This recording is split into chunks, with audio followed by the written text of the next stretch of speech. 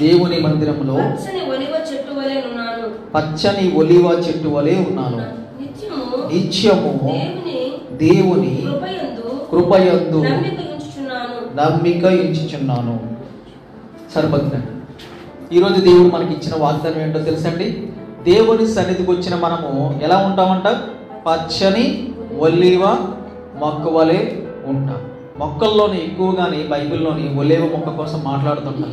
శ్రేష్టమైనది మొక్కల్లోని, అందుకని ఎక్కువ దాన్ని ప్రస్తావించడము జరుగుతుంది. అంత పచ్చనిగా ఉంటుందంట మన జీవితం ఎప్పుడు దేవుని యొక్క సన్నిధిలో ఉంటే. లోకంలో నివసిస్తే కాదు, దేవుని సన్నిధిలో మనం నివసించినప్పుడు, దేవునితో మనము కలిసి నడుస్తున్నప్పుడు మనకి ఏ చీకు చింత ఉండదు. దేవుడితో మనం కలిసి నడవడం అంటే ఏంటండి? ఎలాంటి నడకని దేవుడితో కలిసి నడవడం అంటారు? ఈ విధానాన్ని దేవుడితో కలిసి నడవడం అంటే దేవుడు ఏర్పాటు చేయబడిన ఆరాధన కార్యక్రమాల్ని మిస్ కాకుండా మనం అటెండ్ చేస్తున్నాం అంటే దేవుడితో నడుస్తున్నట్టే. ఎస్, అంటే దేవుడు మనం గౌరవిస్తున్నట్టు, దేవుడు మాటకి మనం విలువిస్తున్నట్టు. ఒక పెద్ద ఆయన ఒక టైం చెప్పి ఆ టైంకి మనల్ని అందరినీ రమ్మన్నారు అనుకోండి, అక్కడికి మనం వెళ్ళలేదు అనుకోండి, ఆ పెద్ద ఆయన గారికి తెలిస్తే ఆ పెద్ద ఆయన మాటకి మనం విలువ ఇవ్వలేదు. మన మనస్సులో, మన ఆలోచనలోని ఆ మాట అంటే మనకి విలువ లేదు, అంత వాల్యూగా తీసుకోలేదు. కాబట్టి మనం అక్కడికి వెళ్ళి అటెండ్ అవ్వలేదు. ఆయన అలాగే అనుకుంటాడు. ఒక పెద్ద ఆయన అలాగే అనుకుంటే దేవుడు ఏమనుకుంటాడు చెప్పండి? అందరికన్నా పెద్ద దేవుడు తాను నిర్ణయించిన ప్రతి కార్యక్రమానికి నేను వస్తున్నాను, మీరు రావట్లేదు, నేను పిలుస్తాను. దేవుడు మనల్ని పిలుస్తున్నాడు. ఎలా పిలుస్తున్నాడు? అనేక రకాలుగా పిలుస్తున్నాడు. మనల్ని పేరు పెట్టి పిలుస్తున్నాడు. మనస్సులోని ప్రేరేపణ కలిగించి, పరిశుద్ధాత్మ చేత మనల్ని ప్రేరేపణ కలిగించి పిలుస్తున్నాడు. సన్నిధికి వెళ్ళాలి, సన్నిధిలో మనకి దీవెనలు వస్తాయి, సన్నిధిలో మనకి క్షేమం ఉంటుంది. మనం క్షేమంగా ఉంటాము సన్నిధిలోనే. రోడ్ల మీద ఉన్నంత వరకు కూడా మనకు ఒక రకమైన భయం కలుగుతుంది, కానీ సన్నిధికి వచ్చిన తర్వాత దేవుడు మాకున్నాడు, ఏమీ కాదు. మనం ఎక్కువ కంగారు పడుతున్నాం, బయట లోకంలో ఎక్కువ టెన్షన్ తీసుకుంటున్నాం, మనల్ని మనం ఎక్కువ ఆయాసపరుచుకుంటున్నాం, ఎక్కువ భయపడిపోతున్నాం. లోకానికి వెళ్ళగానే భయమే. లోకం అంతా చీకటితో నిండిపోయింది. ఈ రోజుల్లో చూస్తే సాతాను లోకం నిండా ఉంది. ఎక్కడ చూసినా, ఎవరిలో చూసినా, ఏ మాట చూసినా, ఏ వ్యక్తి మొహం చూసినా, అన్ని చోట్ల సాతాను మొత్తం కమ్మి ఉంది. అక్కడికి వెళ్తే మనకి భయమే కలుగుతుంది, మనల్ని భయపెట్టే ప్రయత్నమే చేస్తుంది. కానీ దేవుని సన్నిధిలో అలా ఉంటుందా? దేవుడు మనకు అభయం ఇస్తుంటాడు. ఏమిస్తాడు తెలుసండి? ఒక ధైర్యాన్ని ఇస్తుంటాడు దేవుడు. దేవుని వాక్యం మనకి ఏం చెప్తుందో తెలుసా? నేనున్నాను, మీరేమీ టెన్షన్ తీసుకోవద్దు, భయపడద్దు అంటుంది. ఎంత మంచి దేవుడు అండి. లోకంలో ఏది జరిగినా సరే, లోకంలో ఎంత శాతాను కార్యక్రమాలు జరిగినా సరే, దేవుని సన్నిధిలో మనకి అభయం దొరుకుతుంది. భయపడవక్కన అవసరము అస్సలు లేదు. మనకి వాస్తవం తెలుసు. వాస్తవమైన దేవుణ్ణి మనము ఎరిగి ఉన్నాము. నిజమైన దేవుణ్ణి, సజీవం కలిగిన దేవుణ్ణి మనం ఎరిగి ఉన్నాము. ఆయన మనకి నిత్య జీవం ఇస్తాడు. ఈ లోకంలో మనకి ప్రశాంతం కలిగిన రోజులు ఇస్తాడు. లోకంలోని ఈ యొక్క ధీమా, ఈ యొక్క ప్రామిసు, ఈ నమ్మకం మనకి లోకంలో ఎక్కడ దొరకదు. మీకు ఎక్కడ వెతికినా సరే ఈ యొక్క ప్రామిస్ మీకు ఇవ్వరు. మీకేం కాదు అనే ప్రామిస్ని ఎవరిని ఇస్తారండి? ఎవ్వరు ఇవ్వలేరు. కానీ దేవుడు సన్నిధికి రాగానే వెంటనే మనకి ఏం చెప్తున్నాడో తెలుసా? మీకు నేను ఉన్నాను తోడుగా. లోకంలో ఏది ఎలా జరిగినా సరే మీకు ఎట్టి విధమైన, ఏ విధమైన ఆపద మీకు సంభవించదు. ఇంకా మీరు పచ్చగా ఉంటారు. పచ్చగా ఉండడం అంటే మళ్ళీ వెంటనే ఆ డబ్బు కలిగిన వారందరూ పచ్చగా ఉన్నారనుకుని వెంటనే అక్కడికి వెళ్ళిపోతుంది మన ఆలోచన.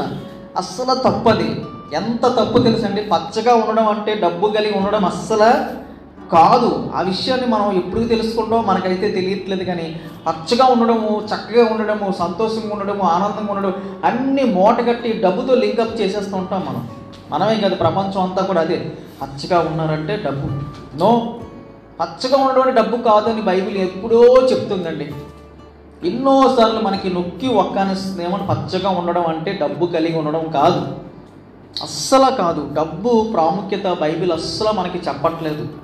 ధనము అన్ని సమస్యలకి మూలం అని చెప్పి మనం ఎప్పుడు తెలుసుకుంటామో చాలా టైం పడుతుందేమో అనిపిస్తుంది, భయం వేస్తుంటుంది. ధనము అన్ని సమస్యలకి మూలం అంట. మనకి కొత్త సమస్యలు వచ్చాయి అంటే దానికి ధనంతో లింక్ అప్ అయి ఉంటుంది.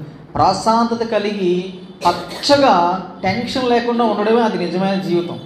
డబ్బు కలిగి టెన్షన్తో ఉండడం కన్నానే డబ్బు లేకపోయినా సరే ప్రశాంతంగా టెన్షన్ లేకుండా ఫ్రీగా రిలాక్స్గా మన అవయవాలు కానీ బాడీని కానీ ఆలోచనలు కానీ బాధ పెట్టకుండా, హీట్ చేసుకోకుండా, ఇబ్బంది పెట్టుకోకుండా, స్ట్రగుల్ ఫేస్ చేయకుండా సురక్షితంగా గడుపుతున్నామంటే రోజు మనం పచ్చగా ఉన్నట్టే.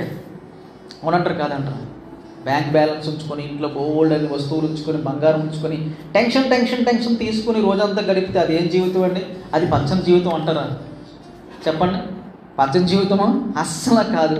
చాలామంది కోటీశ్వరులు, మీకు డౌట్ రావచ్చు, నాకు డౌట్ వస్తుంది, చాలామంది కోటీశ్వరులు 10 తరాలు తిన్నా సరే తరగని ఆస్తి పెట్టుకుని కూడా ఈ రోజుకి కూడా అధికమైన పరుగులు పెడుతున్నారు. ఎందుకంటారు చెప్పండి? వాళ్ళు మీరు ఏమని పిలుస్తారో తెలియదు, కానీ నేనైతే చెప్తాను, వాళ్ళు చిన్ని పిల్లలు, బాగా చిన్ని పిల్లలు, అమూల్య కన్నా చిన్ని పిల్లలు. వాళ్ళు ఏం చేస్తున్నారో వాళ్ళకి ఏమీ తెలియట్లేదు. వాళ్ళు ఉరుగులు పరుగులు. ఎందుకు అంటే వాడు పడుకుని తిన్నా సరే సరిపోద్ది, వాళ్ళు తరాలు తిన్నా సరిపోయిన ఆస్తి సంపాదించేశాడు. ఇంకా మనకి ఎక్కడెక్కడ స్థలాలు కొనేస్తారు, బ్యాంక్ బ్యాలెన్స్ ఉంచుకున్నారు, ఫిక్స్డ్ డిపాజిట్ చేస్తారు, బంగారాలు కొనేస్తారు, మొత్తం ఇల్లులు కొనేస్తారు. అందరికీ అమర్చేసినా ఎక్కడ దాచుకోవాలో తెలియపోయిన పరిస్థితుల్లో కూడా పరుగులు పెట్టేవాడిని చూస్తుంటే మీకు జాలి వేయాలి, అయ్యో పాపం అనిపించాలి. అది పచ్చని జీవితం కాదు. పచ్చని జీవితం అంటే ఏంటి తెలుసండి? చాలా చక్కగా రిలాక్స్గా ఉండాలి. అది డబ్బుతో అస్సలు లింక్ పెట్టద్దు. దేవుడు మనకి ఈరోజు చెప్తున్నాడు, డబ్బుతోని పచ్చని జీవితాన్ని లింక్ పెట్టద్దు. దేవుని సన్నిధిలో మీకు పచ్చని జీవితాలు కలుగుతాయి. చాలా చక్కని జీవితంగా ఉన్నదనుకోండి, అది ఉన్నా లేకపోయినా, తిన్నా వస్తున్నా సరే మీ జీవితాలు పచ్చగా ఉంటాయి. అది దేవుడు ఇచ్చిన ప్రామిస్. ఒక పూట లేకపోయినా సరే సంతోషించాలి, మీకు పచ్చని జీవితాలు. అదేంటండి అలాగంటారు? అనొద్దు. దేవుడు ఒక్కొక్కసారి మనకి కొన్ని నేర్పడం కోసం ఉపవాసాలు పెడుతూ ఉంటాడు. అది మన దగ్గర డబ్బులు ఉన్నా సరే ఉపవాసం చేయవలసిన పరిస్థితి వస్తూ ఉంటుంది. ఒకసారి సమయం కుదరక, టైం సెట్ అవ్వక, అనుకున్న పనికి అర్జెంటుగా వెళ్ళిపోతూ టైం దాటిపోతుంది, మనం తినలేము ఆ పూట. అది ఉపవాసము దేవుడు పెట్టినట్టే. అప్పుడు మన బ్రెయిన్ చురుగ్గా పనిచేస్తుందంట. అప్పుడు వచ్చే నిర్ణయాలు, అప్పుడు వచ్చే ఆలోచనలు మీ జీవితానికి ఒక బంగారు బాట వేస్తూ ఉంటాయి. అందుకని ఎప్పుడైనా ఇబ్బంది వస్తే అందులోంచి ఏదో దేవుడు మనకి నేర్పుతున్నాడు అనుకోవాలి. మరీ పెద్ద ఇబ్బంది వచ్చేస్తేనే నేర్చుకుంటాను అనుకోకూడదు. చిన్ని ఇబ్బందులు, చిన్ని కలతలు, చిన్ని లోట్లు వచ్చినప్పుడు అందులోంచి మనం ఏం తీసుకోవాలో తెలుసండి? పచ్చగా జీవించడం దేవుడు నేర్పిస్తున్నాడు అనుకోవాలి. పచ్చగా జీవించడం అంటే ఒక్కొక్కసారి లాస్ వస్తుంటుంది, నష్టం వస్తుంటుంది, అనుకున్నది జరగదు, ఏదో వచ్చేస్తుంది అనుకుంటే అది పోతుంది. అందులోంచి కూడా మీరు పచ్చని జీవితం కోసం ఇది నా జీవితంలో జరిగింది అనుకోవాలి. అలాంటి గొప్ప విశ్వాసుల కింద ఉండాలని దేవుడు ఆశపడుతుంటాడు, అంతే కదండి. ఆ డబ్బులు ఉండాలి అని ఇప్పుడు దేవుడు అనుకోడు. తన పిల్లలకి ఒక మంచి ప్రశాంతమైన జీవితం ఉండాలని దేవుడు ఆశపడుతున్నాడు. డబ్బు ఇచ్చేస్తే ఎన్నో రకాలుగా పాడైపోతారండి మనుషులు, తెలుసా? డబ్బు ఉంటే అనేక రకాలుగా మనుషులు పాడైపోతారు. డబ్బుతోనే మొత్తం అన్ని నాశనాలు రెడీగా ఉంటాయి. డబ్బు వెనక మనం ముందు డబ్బు లేకపోయినా సరే పచ్చగా ఉండడము, దాన్ని జయించి ఉండడం నేర్పించిన తర్వాత ఎంత డబ్బు ఉన్నా దానివల్ల మనకి ఏ ఎఫెక్టో రాదు. ఎంత లాజిక్ ఉంటుంది చూసారు? భక్తులు ఎంతోమందికి దేవుడు ధనం ఇస్తాడు, కానీ ఆ ధనం వల్ల ఏ నష్టమో కలగదు. ఎందుకు? వారు ఆ ఫీలింగ్ని, ఆ ధనాన్ని జయించేసిన తర్వాత దేవుడు ధనం ఇస్తూ ఉంటాడు. అందుకని మనం పచ్చగా ఉండడము, సంతోషంగా ఉండడం దేవుని సన్నిధిలో మనకి దేవుడు నేర్పిస్తున్నాడు. నెక్స్ట్ అభయం ఇస్తున్నాడు. ఏమని పలుకుతున్నాడు అంటే దేవుడు మనకి, నేనైతే దేవుని మందిరంలో పచ్చని ఒలీవ చెట్టు వలె ఉన్నాను, ఇంకా నిత్యము దేవుని కృపయందు నమ్మిక ఉంచి ఉన్నాను. దేని మీద నమ్మిక ఉంచుతున్నాం అంటే దేవుని కృప మీద నమ్మిక ఉంచుతున్నామంట. మనం దేవుని కృప అంటే దేవుడు సమస్తం మనకు కలుగు చేస్తాడు, సమస్తం మనకి అందిస్తుంటాడు, సమస్తము సమకూరుస్తాడంట. దేవుడు సమస్తము సమకూరుస్తాడంట. ఆ పదం మీద మనం నమ్మిక కలిగి ఉండాలి. దేవుడు చూసుకుంటాడు, దాన్ని నమ్మాలి. దేవుడు చేయగలుగుతాడు అని అడగడమే చాలా తప్పు అనుకుంటాను నేనైతే. దేవుడు చేయగలుగుతాడు, దేవుడు చేస్తాడండి. అసలు దేవుడు చేయగలుగుతాడని మనం మళ్ళీ డౌట్ ఎక్కడ కూడా ఫేస్ చేయకూడదు, డౌట్ ఎక్కడ రేజ్ చేయకూడదు అసలు. ఆయన సమర్థుడు, ఏదైనా చేయడానికి సమర్థుడు. ఎందుకంటే సమస్త శూన్యాన్ని చేసిన అంత గొప్ప పవర్ కలిగిన దేవుడికి మనకున్న జీవితాన్ని సరిదిద్దడము, చక్కబెట్టడము దేవుడికి అదంతా పని అంటారు, చాలా చిన్న పని. సో దేవుడు సమర్థుడు అని చెప్పి మనం ఆయన కృప మీద, కృప అంటే ఏంటో తెలుసండి? కృప అంటే ఏంటి తెలుసా? మనము అడిగిన దానికన్నా మించి మనకు దక్కుతుంది అంటే అదే కృప. మనకు అర్హత లేని దానికన్నా ఎక్కువ మనకు దక్కుతుందంటే అదే కృప. మన చేత్తో తీసుకుంటే కొన్ని వస్తువులు వస్తాయి, కొన్ని చాక్లెట్లు వస్తాయి. చిన్నపిల్లల చేత్తో తీసుకుంటారు. దేవుడి చేత్తో ఇస్తే అనేకమైన చాక్లెట్లు వస్తుంటాయి, అనేకమైన కృపలు వస్తుంటాయి. అదే కృప. కృప అంటే అర్హత లేని వారికి కూడా దేవుడు ఉచితంగా ఇచ్చేదే కృప. దేవుడు మనకు కృప చూపిస్తున్నాడు. దేవుని కృపలో మనం నడుస్తున్నాం. దేవుని సన్నిధిలో మనం ఎడతెగక నడుస్తున్నాం. గ్యాప్ లేకుండా నడుస్తున్నాం అంటే దేవుడు మనకి కృప చూపిస్తున్నాడు. ముందు ముందు మన జీవితం ఇంకా పచ్చగా చూడాలని దేవుడు ఆశపడుతున్నాడు. పచ్చగా, అందంగా, ఆనందంగా, సంతోషంగా ఉండాలి మన జీవితం. ఒక్కొక్కరి జీవితంలోని కష్టాలు వస్తాయి, నష్టాలు వస్తాయి, లాభాలు వస్తాయి, కన్నీరు వస్తూ ఉంటుంది. ఆ జీవితం అక్కడితో అయిపోయినట్టు కాదు. ఎందుకంటే అవన్నీ కూడా ఒక మన జీవితాన్ని పచ్చగా తయారవడం కోసము వేర్ల కింద మనం అనుకుంటూ ఉండాలి. జీవితం నిలబెట్టడం కోసం దేవుడు వేస్తున్న పిల్లర్స్ అనుకుంటుంది. కష్టాలు నష్టాల మీద నుంచి స్లాబ్ పడుతుందంట ప్రతి మనిషికి కూడా. తెలుసంటే ఫెయిల్యూర్స్ అన్నీ కూడా పిల్లర్స్ అయిపోతాయి. తర్వాత మీకు తెలుసా, ఫెయిల్యూర్స్ అన్నీ కూడా పిల్లర్స్ అయిపోతాయి. మీ స్లాబ్ ఇయ్యాలంటే పిల్లర్స్ ఉండాలి, గోడలు ఉండాలి. ఫెయిల్యూర్ ఫేస్ చేస్తున్నావా, అవన్నీ నీకు స్ట్రాంగ్ గోడలు అయిపోతాయి, స్ట్రాంగ్ పిల్లర్స్ అయిపోతాయి. దాని మీద నువ్వు కట్టుకున్న ఇల్లు ఎలా ఉంటుంది చెప్పండి? ఎంత గాలివాన వచ్చినా, ఒడిదొడుకులు వచ్చినా, కష్ట నష్టాలు వచ్చినా, చిన్నది పెద్దది ఏదైనా మన సమస్య లేదు, మన ఇల్లు ఎలా ఉంటుంది? స్థిరంగా ఉంటుంది. అలా ఉండాలంటే ఏం చేయాలి? ఫెయిల్యూర్ని మనం ఒక గోడ కింద మార్చుకోవాలి, ఊహించుకోవాలి. ఒక ఫెయిల్యూర్ వస్తే మన జీవితం అక్కడితో అయిపోయినట్టు కాదు. ప్రతి ఫెయిల్యూర్ కూడా మనకు ఒక స్టెప్ కింద తీసుకుంటూ ఉండాలి. ప్రతి ఫెయిల్యూర్ కూడా మన భవిష్యత్తుకి మంచి ఒలివ చెట్టు వల్ల మనల్ని మారుస్తున్నాడు అనుకుంటూ ఉండాలి. ప్రతిసారి అదే అనుకుంటాను. ఏ కష్టం వచ్చినా రా అనాలి. ఏమనాలి? ఏ కష్టం వచ్చినా సరే మీరు రిలాక్స్గా ఉండాలి. ఎందుకంటే దేవుడు చూసుకుంటాడు. ఆయన కృప మీద, ఆయన మాట మీద మీరు నమ్మిక ఉంచాలి. ఆయన మాట ఏమంటున్నాడు? ఆయన సన్నిధికి వచ్చేవారు నేను పచ్చగా చూస్తాను అంటున్నాడు. పచ్చని చెట్లు వలె, ఒలివ చెట్లు వలె నేను తీర్చిదిద్దుతాను అంటున్నాడు. మనం పరుగులు పెట్టి, మనం దేవుడిచ్చే ఆశీర్వాదాలు, దేవుడిచ్చే కృపకు మించి మనం సంపాదించాలని లోకం వైపు పరిగెడితే అదేమైతే తెలుస్తుంది? ఆయాసం మిగులుతుంది కానీ పచ్చదనం ఇవ్వదు. అది త్వరగా ఒళ్ళిపోద్దంట.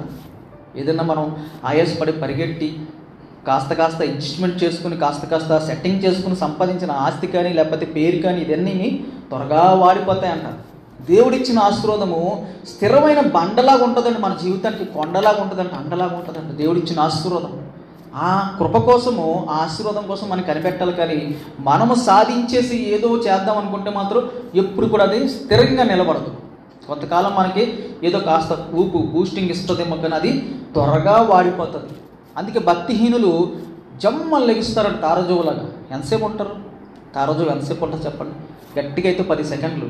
చాలా అద్భుతంగా వెలుగుతుంది, కానీ తర్వాత అది ఎక్కడుందో దాని యొక్క స్థానం కూడా దానికి తెలీదు.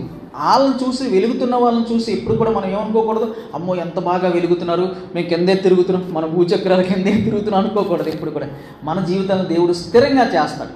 ఈరోజు మనము పచ్చగా చూసి, పచ్చగా ఉన్న వాళ్ళని చూసి, పచ్చగా అంటే మళ్ళీ లోకం వైపు ఇటుపక్క ఎవరైనా ఆస్తి పరులను చూసి మనము అలా లేము, మన జీవితం ఎండిపోయింది, మన జీవితం వాడిపోయిందని ఇప్పుడు అనుకోకూడదు. పచ్చగా ఉండడం అంటే డబ్బుతో సంబంధం లేదు. దేవుడు నాకు సంతోషాన్ని ఇస్తున్నాడు, అది లోపల మనకి జనరేట్ అవుతుంటుంది. దేవుడి కృప ఒకటి ఉంది, దాని మీద మనం ఏం చేయాలి? ఆశ పెట్టుకోవాలి, నమ్మిక ఉంచాలి. ఆయన కృప నా మీదకి వస్తుంది అని నమ్మిక ఉంచితే ఆ కృపకి పాత్రలు అవుతాం మనం.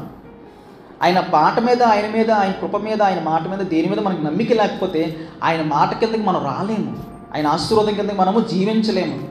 ఆయన మాట కింద ఉండాలంటే ఆయన ప్రతి మాటని కూడా మనం ఏం చేయాలి తెలుసా? బిలీవ్ చేయాలి. ఏం చేయాలి? నేను నమ్మిక ఉంచుతున్నాను, నీ కృప నా మీద ఉంది, నన్ను పచ్చగా చూడు తండ్రి అని రిలాక్స్ అయిపోవాలంట. దేవుడు అదే కోరుకుంటున్నాడు. నేనున్నాను కదా, మీరు రిలాక్స్ అవ్వండి అంటే నువ్వు అక్కడే ఉండు, మనం పరిగెడదామని పరుగులు ఎట్టకూడదు, ఎక్కువ పరుగులు పెట్టకూడదు. నిదానంగా, ప్రధానంగా ముందుకు వెళ్తూ ఉంటే దేవుడి కృప ఒకరోజు మనల్ని ఏం చేస్తుంది? ఆవరిస్తుంది. దేవుడు ఆశీర్వాదం మనల్ని కమ్ముతాడు. అప్పుడు మనం పచ్చని ఒలివ చెట్లు వల్ల ఉంటాం. ఎక్కడ ఎడతెగక దేవుడితో మనం సంబంధం కలిగి ముందుకి వెళుతూ ఉండాలి, నడుస్తూ ఉండాలి. అది మనకి కావలసిన జీవితం. ప్రతి విశ్వాసి అలా ఉంటే ఎంత బాగుంటుంది చెప్పండి. క్రైస్తవులందరూ కూడా ఆ డబ్బు మీద కానీ, పదవి మీద కానీ, లేకపోతే ఇతర వ్యామోహాల మీద ఆశ కట్ చేసుకుని దేవుని కృప మీదే ఆశ పెట్టుకుంటే దేవుడు వెంటనే వచ్చేస్తాడు. ఆ విషయం తెలుసా మీకు? దేవుడు వెంటనే వచ్చేస్తాడు. రెండో రకాలు సంభవిస్తుంది.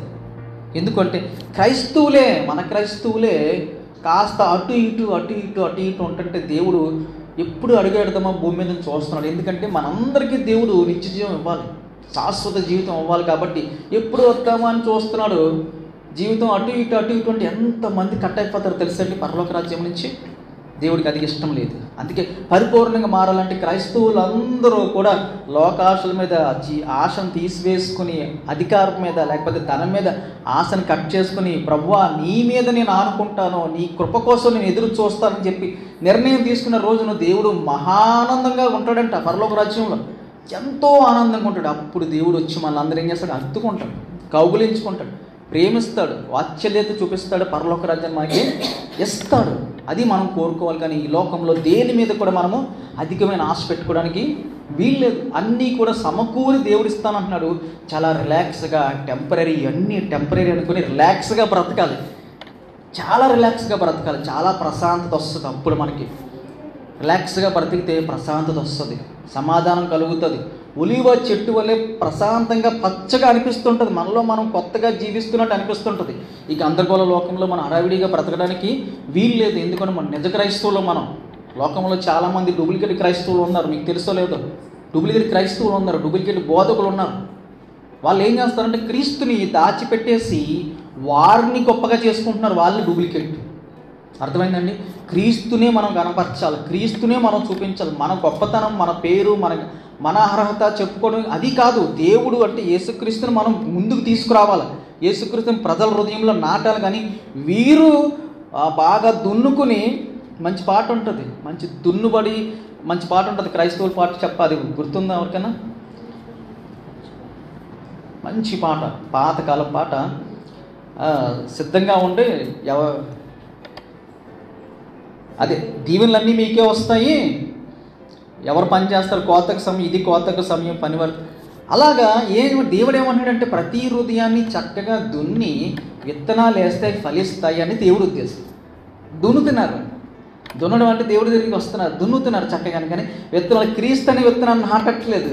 ఏం జరుగుతుందంటే వీరు సొంత విత్తనాలు నాటుతున్నారు. అక్కడ ఆ హృదయాల్లోని, ఆ పొలాల్లోని సొంత విత్తనాలు నాటితే ఏం జరుగుతుందంటే క్రీస్తు సరిగ్గా గుర్తుకు రాడు. ఎవరికి? విశ్వాసులకి.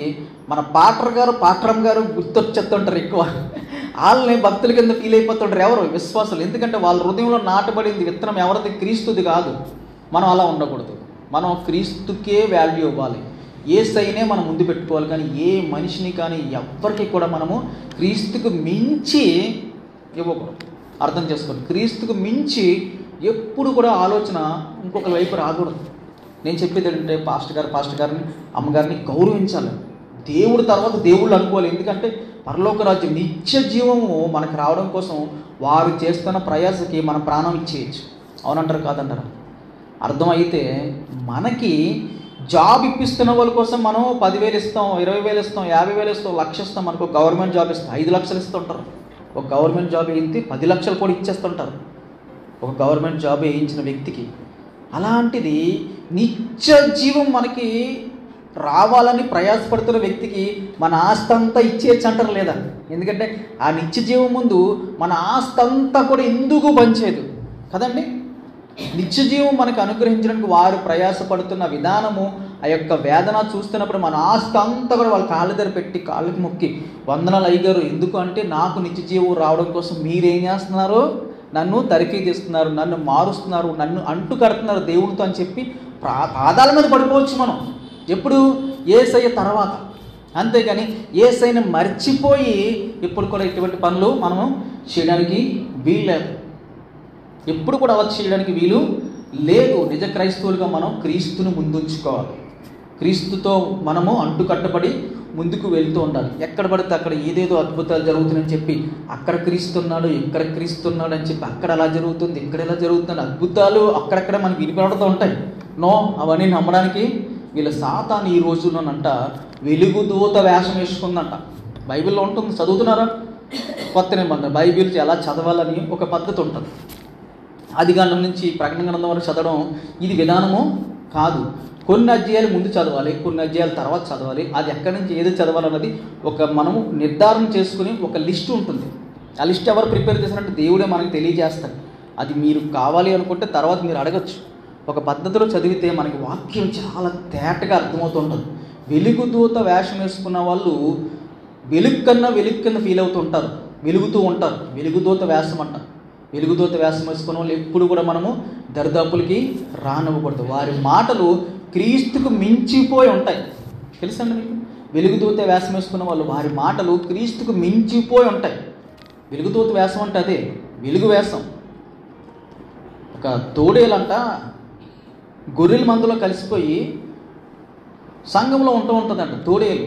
అదేం చేస్తుందంటే గొర్రెలు, అమాయకమైన గొర్రెలు, మంచి గొర్రెలు, దేవుడి కోసం ఏర్పాటు చేయబడిన గొర్రెల్ని ఎవరు లేని సమయంలో లేకపోతే అవకాశం చూసుకుని తినేస్తూ ఉంటుంది. తోడేలు గొర్రెలను తినేస్తూ ఉంటుంది. వాళ్ళు వేషం ఎలా ఉంటుందంటే గొర్రెలాగే వేషం వేసుకుంటారు సంఘంలో. అలాంటి భయంకరమైన రోజుల్లోకి మనము ఈరోజు చాలా జాగ్రత్తగా మన చెవులతో మన ఆలోచనతో ముందుకు వెళ్తూ ఉండాలి. ఏది పడుతుంది మనం నమ్మడానికి వీల్లేదు. వాక్యాన్ని మనము ఏం చేసుకుంటారు? నమ్ముతూ ముందుకు వెళ్తుంటారు. వాక్యాన్ని మనము ఎప్పుడైనా అర్థం చేసుకుంటూ ముందుకు వెళ్ళాలి. కానీ ఏ మాట పడుతుంది నమ్మడానికి వీల్లేదు. ఎక్కడ ఏదైనా అద్భుతం జరుగుతుందంటే పరిగెట్టుకుని వెళ్ళిపోయి అల్ప విశ్వాసుల కింద అస్సలు ఉండడానికి లేదు. మన సంఘస్థులు చాలా గట్టిగా ఉండాలి. దేవుడు వస్తే నాకు తెలుస్తుంది, దేవుడు నన్ను రాజ్యం తీసుకెళ్తాడు, నేను కంగారు పడను, ఆందోళన చెందను, చిన్న వాటికి ఆవేశపడి పరిగెట్టను అని చెప్పి నిర్ణయం తీసుకోవాలి. అప్పుడు దేవుడు మెచ్చుతాడంట. దేవుడు ముందుగానే చెప్పాడు మనకి. 2023 సంవత్సరాల ముందే చెప్పాడు. వెలుగు దూత యాసం వేసుకుని ఎంతోమంది ప్రపంచం నిండా వచ్చేస్తున్నారు, చూసుకోండి, జాగ్రత్త పడండి అని చెప్పినప్పుడు వారి మాటలో మనకి ఎక్కడ దొరకదు. ఇతను సాతాను తాలూకా దూత అని చెప్పి మనకి ఎక్కడ ఇంచి కూడా దొరకదు. వాళ్ళని చూస్తే మనం నిజమైన భక్తులు అనుకుంటాం. తెలుసండి, అంత భయంకరమైన రోజుల్లోకి వచ్చాం కాబట్టి మనం జాగ్రత్తగా బ్రతకాలి. దేవుడితో మనం అంటుకట్టుబడి ఉండాలి. దేవుడి సన్నిధికి వస్తూ ఉండాలి. అప్పుడు మన జీవితాలు పచ్చగా చేస్తాడు, ప్రశాంతమైన జీవితాలు మనకి ఇస్తాడు. అటువంటి జీవితాలు మన కుటుంబ సభ్యులు అందరూ కూడా అనుభవించి రిలాక్స్గా పచ్చగా ఉండాలని చెప్పి దేవుడు మీకు ఈ మాటలు తెలియజేస్తున్నాడు. కళ్ళు మూసుకుందాం, ప్రార్థన చేసుకుందాం. రేపటి దినాన్ని మళ్ళీ యథావిధిగా 8 నుంచి 9 వరకు ఆరాధన ఉంటుంది, గమనించగలరు.